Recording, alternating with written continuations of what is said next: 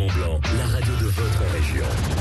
Le mercredi dans le 16-19, c'est le jour des aventuriers et de notre aventurier Charles Edrich. Bonsoir. Bonsoir. Et on continue nos petites chroniques sur la nourriture en expédition. Alors on a parlé en mer, en montagne, en haute montagne, dans le désert. Alors le risque, c'est les carences. Et ça, tu as vécu une fois c'est un mauvais souvenir, on va dire. Oui, enfin bon, moi j'ai toujours fonctionné, quel que soit le sujet dans mes aventures, sur un mode assez empirique. Oui. Donc j'étais parti, enfin je suis suivi au départ par un vétérinaire. Carrément. Donc, mais c'est un concours de circonstances. Ouais, bon. Et je m'en trouve finalement très bien, parce que le vétérinaire présente un avantage extraordinaire, c'est qu'il est beaucoup moins souple. D'abord, il a l'habitude de traiter des animaux qui parlent pas. Voilà, donc il trouve plus facilement peut-être qu'un médecin.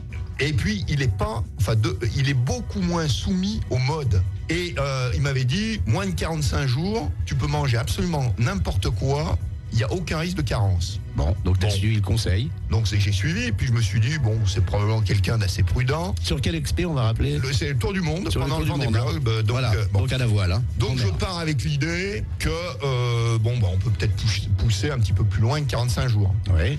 Et pendant le tour du monde complet, je pars avec des pâtes, de l'huile et du miel. Rien d'autre. Uniquement, tous les jours, pas toujours la miel. même chose. Bon, Bon. Résultat des courses, à l'arrivée, et encore aujourd'hui, quand je vois les images, je me fais peur. Tu te reconnaissais pas. J'ai pris 20 ans, je suis tout gris, j'ai les dents qui bougent, Alors qu'est-ce qui est arrivé, justement? j'ai le scorbut. Le scorbut, c'est ce qu'avaient les marins au temps des... comment on appelle ça? Des pirates. Des découvertes. Voilà. Voilà. Donc, alors, morale de l'histoire, donc à partir de 45 jours, il faut faire un tout petit peu attention. Et il suffit d'avoir un comprimé par jour de vitamines multiples et variées, et ça suffit pour arriver à tenir dans la distance. C'est ce que j'ai fait après sur mon aller-retour sur l'Atlantique à la rame, où je passe 145 jours en autonomie. Et j'arrive Sans problème. sans strictement Ça aucun t'a servi problème. de leçon, en fait. Voilà. Et puis on va terminer rapidement avec l'eau, parce que l'eau, ça prend de la place. En montagne, ça gèle. Comment Alors, ça se passe, justement, quand on fait à 8000 au niveau de la flotte? On mange de la neige? Non, manger, on peut.